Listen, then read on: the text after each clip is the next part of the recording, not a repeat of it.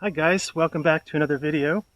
I'm back in the woods. I'm in a different part of the woods, or I should say a different woods, and I'm not as far away from the road this time.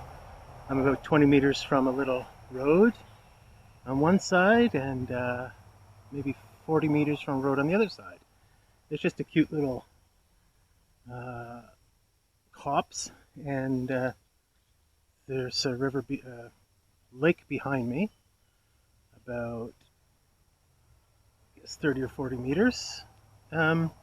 So it's a beautiful day, and I wanted to come back and talk to you guys again because, as I've probably put in the thumbnail, not only is Joseph Campbell a Christian hater, his hate has led him to stupidity.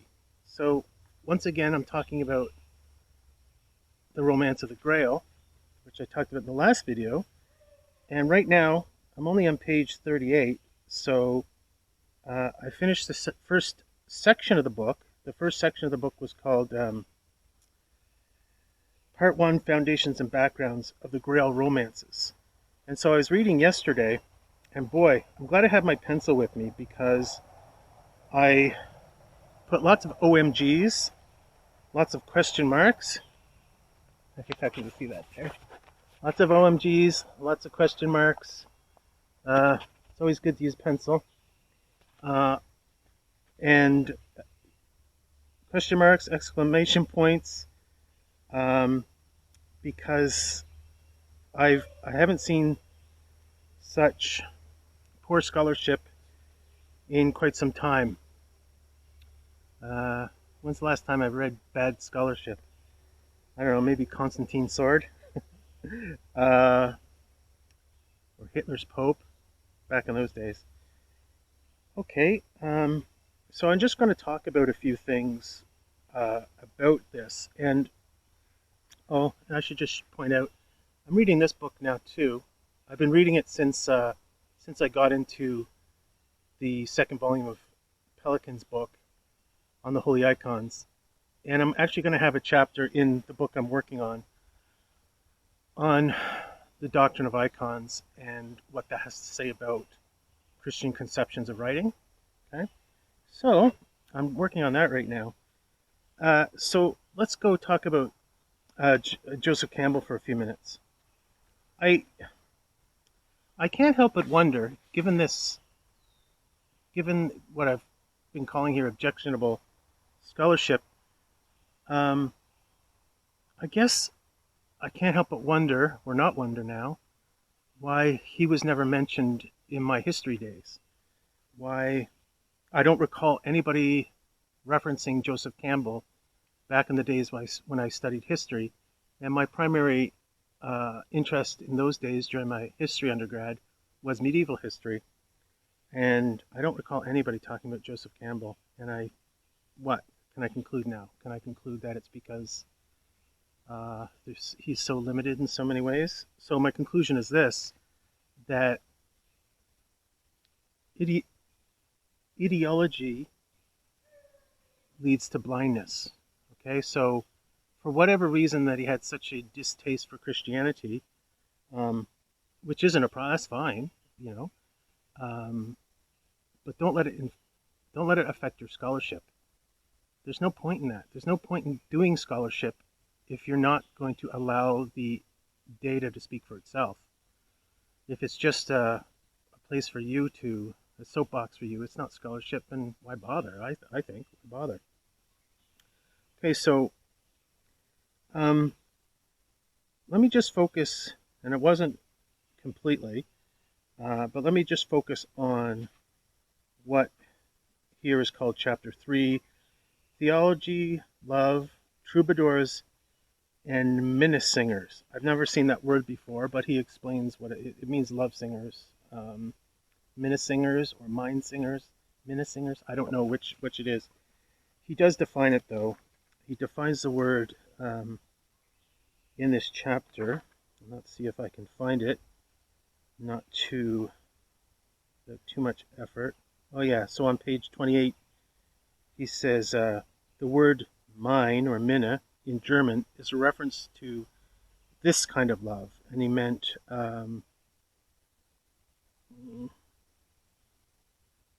they meant kind of divine love, so amour, I guess the French amour.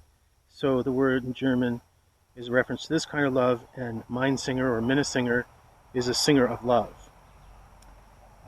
He says one of the writer he likes the best, this Walter von der Vogelweide, speaks of the goddess Mine, or Minna, in her power, in her majesty, and so here you're on the brink of a religion of love. So what he says about the religion of love, I completely agree with. From what all I've read in the primary sources, and from what I've read from the scholarship from probably people like C.S. Lewis most of all, and a few others. I agree with what he's saying about the religion of love, and he makes some interesting statements about it that I don't totally disagree with. But what I completely disagree with is, well, first of all, his characterization of Christianity, of Christian theology, of Christianity's origin, of Christianity's Europeanness, and all that stuff. And he makes so many theological errors. And so I'm just going to go through this chapter. And these are very short chapters because I think that these originated as maybe lectures or something. Maybe they were just, I don't know, something like that. Speeches, short lectures or something, or short talks. So all the chapters are very short. So, well, I guess they're not that short. Let's say that the first 3 chapters are quite short. The 4th chapter is much longer. 5th, 6th, 7th. Yeah, so the chapters do get longer after this point. Okay, but chapter 3 is very short. So let me just point to some of the things that really bothered me in this short chapter. Okay, starting with, this may seem incidental. On chapter 24, he writes the following. These vestiges of pagan temples that we see all over the Near East and Europe did not come to be ruins by accident. The burning of the library in Alexandria, the closing of the classical school, philosophical schools in Athens, all these things followed. Well, yes, I believe it was Justinian the Great who shut down the Platonic Academy in Athens. And yeah, Christian missionaries destroyed temples, absolutely. But the last thing I read about the burning of the library in Alexandria, it wasn't a Christian thing. The Christians didn't do it. That's the latest scholarship I've read. Okay, so there you go. I mean, if you're going to just throw mud, it weakens your scholarship, right? Nobody's going to trust you when you make such lazy or purposeful errors. Okay, so on the same page and into the next page, so 24 and 25, he's already said that Europe, this thing he's calling Europe, so I think he means the Celtic world. And remember, the Celts, like everybody who's ever showed up in Europe, has come via the Asian steppe. Okay, this has been going on for thousands of years, probably since the Ice Age, probably before the Ice Age too. There's a reason why we call this group of people that I'm a part of the Indo-Europeans, because the people in India and everybody in between are Indo-Europeans. And that's, like for instance, the reason Iran is called Iran is it means Aryan, right? So the Iranians are Aryans, just like I'm Aryan or whatever. Different groups of people are not from that group, like Semitic people are not Indo-Europeans, Chinese are not Indo-Europeans, Pacific Islanders and so on aren't Indo-Europeans, Africans aren't Indo-Europeans. But everybody who's ever shown up in Europe has come from the Asian steppe.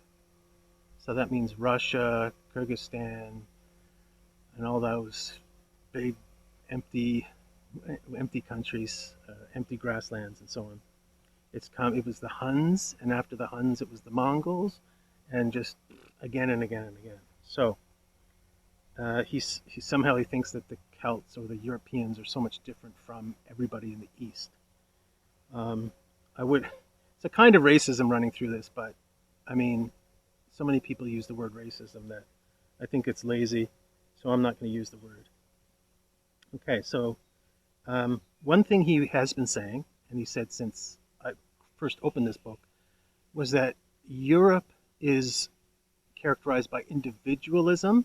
He doesn't say the word individualism. He says development of personality and so on.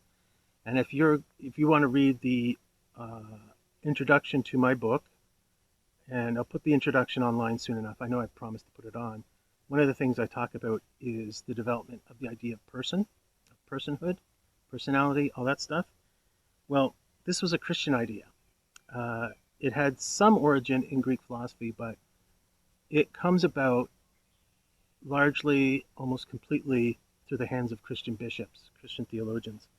So the idea of personhood, personality, in the individual is a Christian concept, and it comes primarily through theological meditation on the Trinity and on Christ.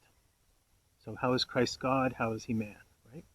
So the contemporary idea of personhood is a Christian idea, and he calls it a European idea, as if the ancient Celts were individualists like modern people, and they had concepts of personhood like modern people, and that the East is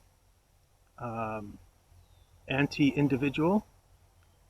Well, individual comes from Christianity, and the concept of the individual is passed by Christian bishops in the early first millennium on into the hands of more secularized philosophers like, say, John Locke or Rousseau. But these people could not have written what they wrote if they weren't from the Christian civilization. There's an ATV coming up behind me somewhere. You can't drive in here, it's too woody, but there's a path further back there by the lake. Anyway, so he says that, and this is not the first time I've heard this. He says that it's important that the Pelagianism comes from an Irish monk named Pelagius, and that means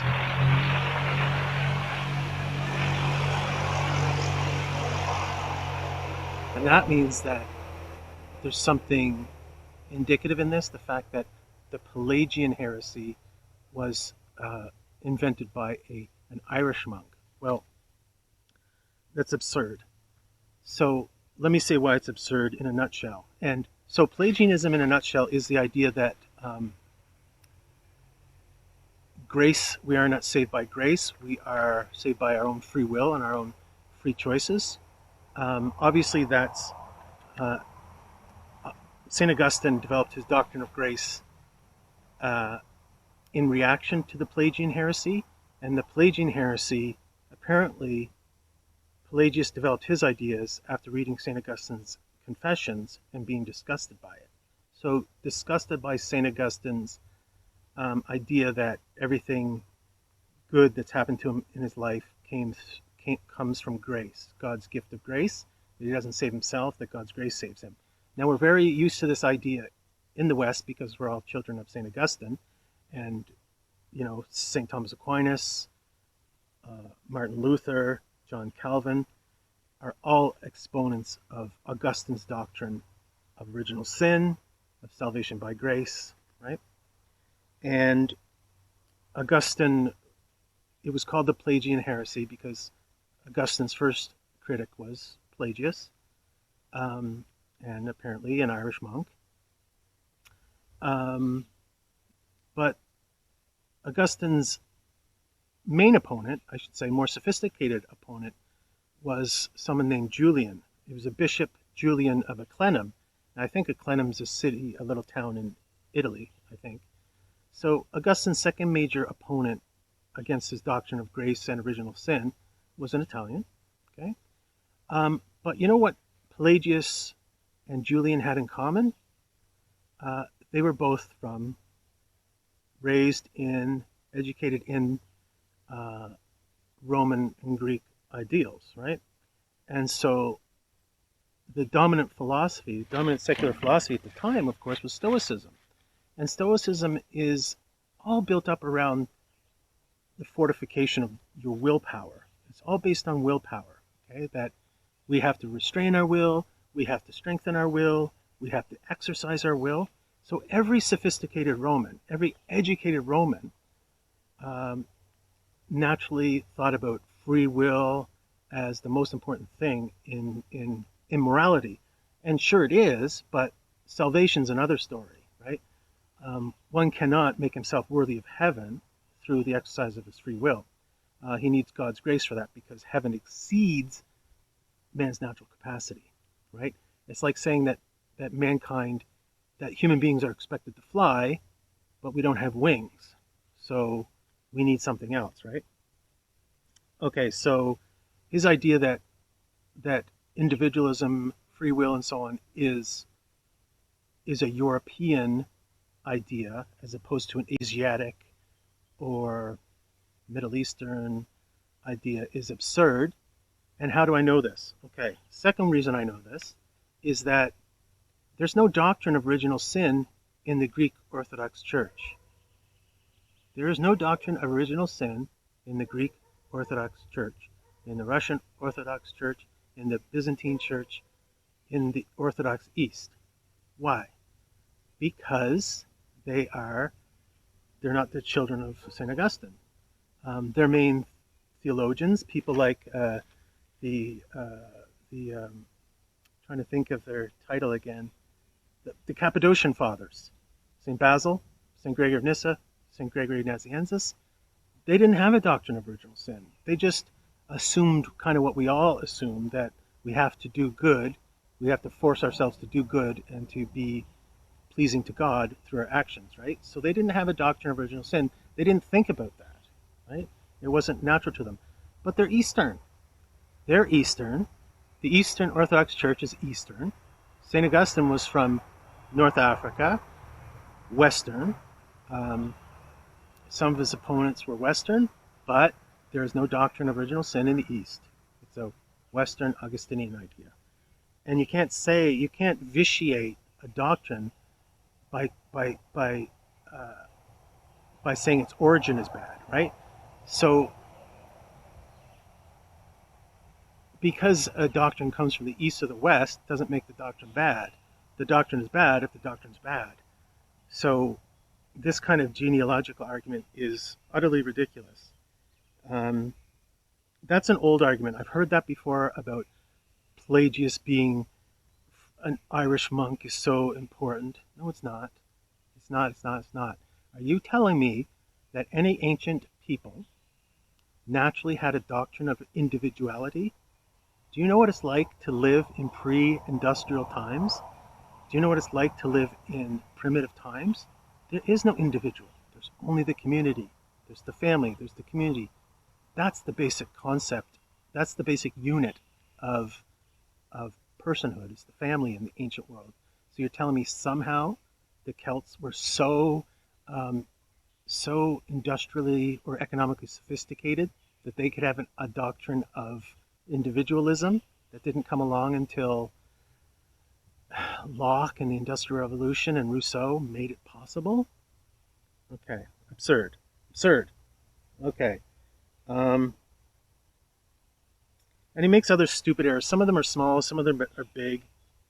He says stupid stuff like, when he's talking again about this his favorite writer, whom he says is better than Dante, which is fine, that's his opinion. I think Keats is better than Byron, that's my opinion. And it's not offensive. You can have arguments for it. He prefers this guy. And he says that in this guy's poem, the bad guy is sort of the great bad guy in the poem is a sort of a reference to Pope Innocent III, which is just dumb. Where does he say that? Actually, he says that in the next chapter on page 36. Referencing the Albigensian Crusade and stuff, instituted by Pope Innocent III in the very years Wolfram's writing of Parzival. And if Innocent was not his model for the malignant, castrated magician of the wasteland, Finshore, I have missed my guess. Well, you have missed your guess, because you think that some German poet would have modern ideas on the Albigensian Crusade and would think that Innocent III was awful for sponsoring the Albigensian Crusade. Just ridiculous. So, what else do I got here? Oh yeah, he makes stupid statements on page 26 about the two doctrines. I shouldn't say two doctrines, but the two kinds of love in the two main Greek terms for love, eros and agape. He says eros is fine. He says it's erotic passion. Yeah, okay. He says that agape, which was spiritual love, of the love thy neighbor sort. No, it's not. Agape is not love your neighbor, because human beings aren't capable of selfless love. Agape is the kind of love that God has, and God can give you that kind of love, but it's not love of neighbor. Eros is love of neighbor too, because it's inescapably self-interested, right? Agape is a love that God gives. It's selfless. It's the love from largesse. It's the love of not needing to love. Okay, it's the pure gift love, and that's not love thy neighbor love. That's love. That's God's love. Okay, so just another stupid error, which shows his general ignorance of Christian doctrine. On page 28, he makes a point that amor, spelled backwards, is Roma, and he says that this is, marriage was regarded as a violation of love, and when you think of the provincial and of the Latin word for love, amor, and spell it backwards, you get Roma. Rome was regarded as representing the exact opposite principle to love, and love was held to be the higher principle. That's just stupid. You'd have to, if he's has any basis for maintaining that stupid position, then he has to give some citations. Okay. Okay, and then just the final error I'm going to talk about from this short chapter is on page 30, and he says that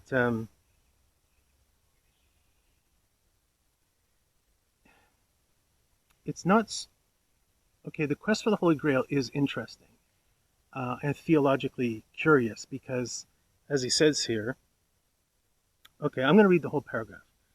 One might ask why anyone should quest for the Grail in the 12th century when anywhere you turned was a little church where the Mass was celebrated every morning, with Christ himself on the altar and with you there to receive communion.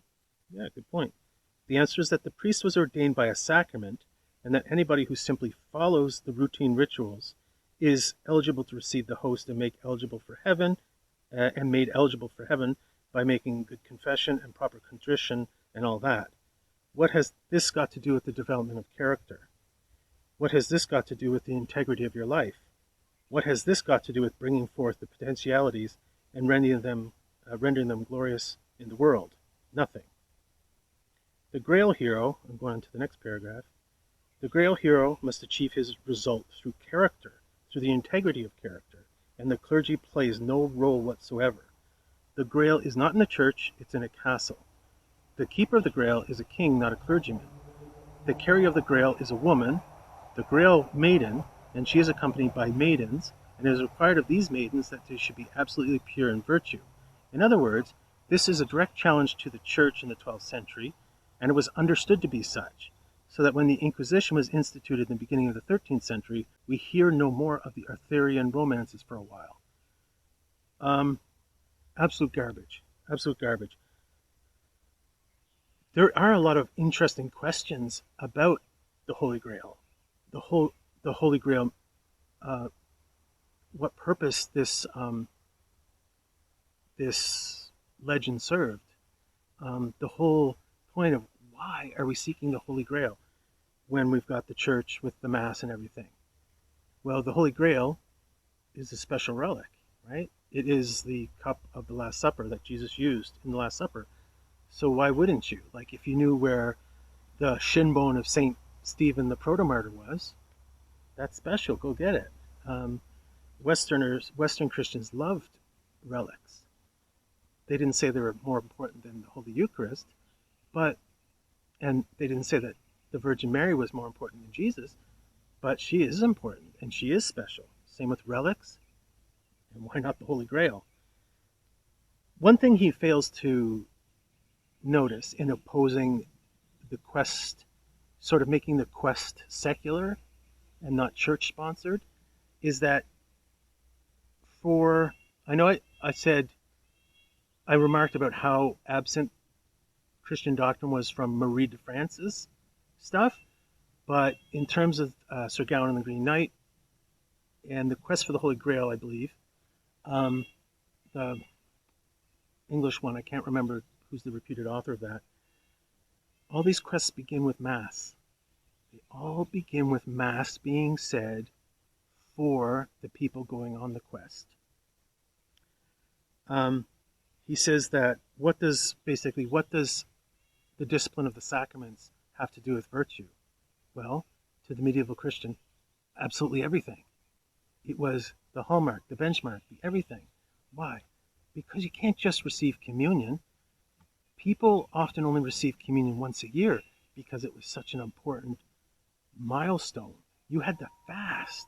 You had to abstain from sexual impurity. You had to make a good confession. He doesn't seem to be aware of the fact that Christians identify their moral development with their commitment to the sacramental life of the church. Why does he oppose the two? Because he has no idea about Christianity whatsoever. It is interesting that the Grail is in a castle, not a church. But all castles had churches. All castles had churches in them, chapels. And lots of castles were castles of bishops. Right? The keeper of the Grail is a king, not a clergyman. The carrier of the Grail is a woman. All right. Now we're getting onto something that he does not reference at all. How about allegory? How about the quest for the Holy Grail is an allegory for the spiritual life? That the keeper of the Grail is a king. How about Christ the King? And the carrier of the Grail is a woman. How about the Blessed Virgin Mary? Why is he opposing these two things so fanatically?